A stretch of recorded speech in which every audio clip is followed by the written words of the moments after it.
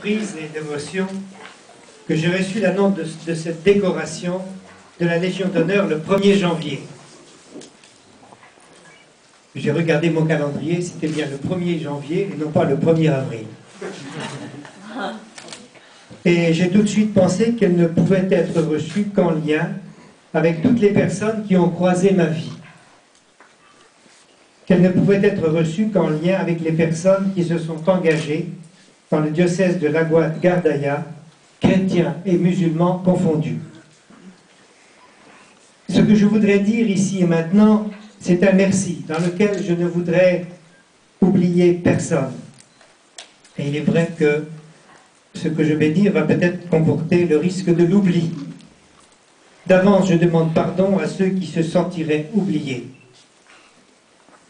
Solange a su vous parler de ceux et de celles que je voudrais nommer en premier lieu. Mon père et ma mère, mais aussi mes frères et sœurs. Léonie, Bernadette, Odette, Marie, Jean, Michel, Solange, Marie-France et Jacqueline, sans oublier beaux-frères et belles-sœurs. J'y ajoute celui que nous appelions Petit Pierre, Thérèse et Christian qui nous ont quittés.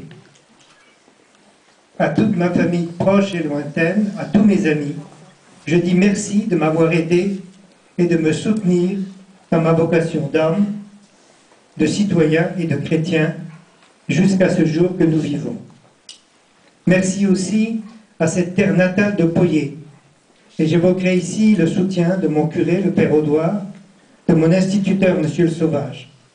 Je dois ce merci à l'un comme à l'autre. J'y joins tous ceux et celles qui m'ont aidé dans ma formation au cours de mes études. J'aurais aimé que monseigneur Henri Tessier, ancien archevêque d'Alger, puisse présider cet événement. Il m'a beaucoup aidé dans mes premiers pas en Algérie et est demeuré un ami fidèle. Mais je pense ne pas avoir perdu au changement de ce dernier moment, puisque Solange, ma sœur, décorée elle-même pour son action auprès des gens de la rue, a accepté de le remplacer. Le désert des rues parisiennes rejoint le désert des étendues sahariennes. À cette différence qu'au Sahara, nous sommes sans doute moins seuls. D'un désert à l'autre, nous nous retrouvons donc pour cette occasion. J'en viens vite maintenant à ces hommes et ces femmes d'Algérie, chrétiens et musulmans, que j'ai côtoyés ou avec lesquels j'ai eu la joie de travailler. Je crois que mon humanité et ma foi de croyant seraient autres si ces personnes n'avaient pas croisé ce chemin. Je suis heureux de saluer ici Akli, l'un de mes anciens élèves d'Alger, venu avec son épouse et sa fille. Son père a été victime de la violence qui a secoué l'Algérie au moment de son indépendance. Sa mère m'a appris le sens du pardon, puisque quelques années plus tard, elle me recevait chez elle pour un repas avec des amis de France venus me visiter. Quel signe émouvant de réconciliation.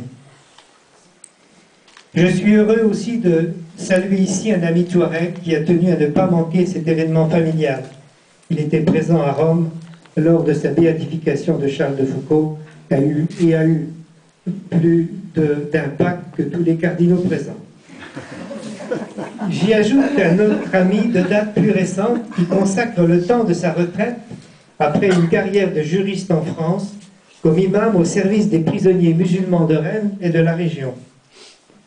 Si je suis heureux de les avoir parmi nous, c'est que je veux aussi témoigner que le rapprochement des religions et des cultures se fait plus sur le terrain de notre commune humanité que sur celui des idées.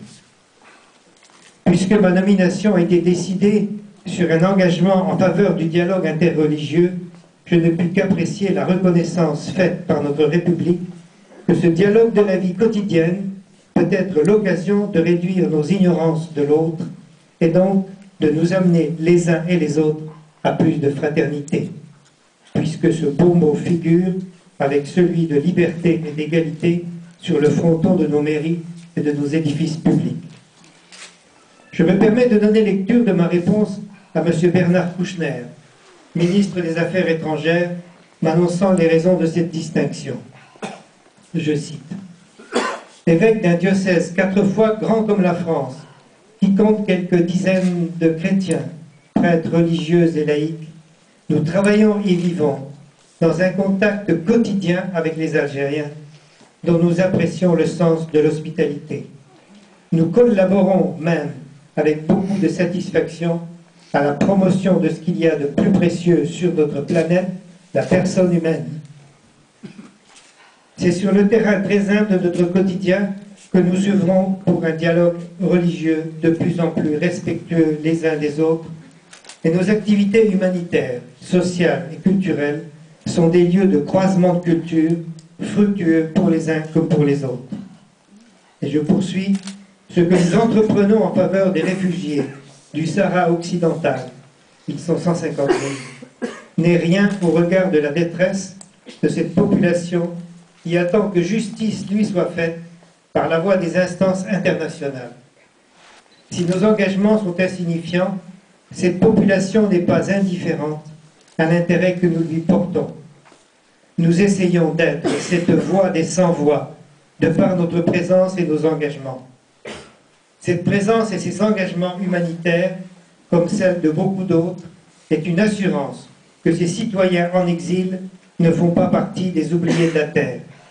Aussi, je me permets, Monsieur le ministre, d'attirer votre attention sur le sort des dizaines de milliers d'hommes et de femmes et d'enfants qui ne vivent que grâce à la perfusion alimentaire du programme alimentaire mondial qui suffit tout juste à satisfaire leurs besoins alimentaires minimums. Pour ce qui est de leur avenir, il ne pourra trouver d'issue que dans ce que les résolutions onusiennes ont déjà arrêté sur ce point. Fin de citation. Mais avant de clore ces réflexions, je dois vous redire que cette médaille, je la dois aussi à tous ceux et celles qui collaborent dans le diocèse au sud de l'Algérie. Je salue tout particulièrement le Père Félix, notre vicaire général, Monsieur Emmanuel, notre économe, Sœur Marie-Christine, chargée des projets sociaux, et tous les autres. Nous travaillons souvent en partenariat avec des Algériens et des Algériennes à l'avènement de cette fraternité qui se voudrait toujours plus universelle. Et je vous dis, cette fraternité n'est pas seulement possible, elle est réelle, je puis vous le dire. Merci, Monsieur le maire de Poyet, de nous avoir si chaleureusement accueillis dans les locaux de la commune. Je trouve dans votre geste et dans celui de votre conseil une vertu si souvent rencontrée dans le pays d'où je viens et où je vais repartir, la vertu d'hospitalité. Merci à vous tous, merci à vous tous et à vous toutes d'être venus célébrer cet événement. Je voudrais qu'il soit un pas en avant pour plus de connaissances mutuelles, de collaboration et de fraternité entre nos deux pays, l'Algérie et la France. Merci.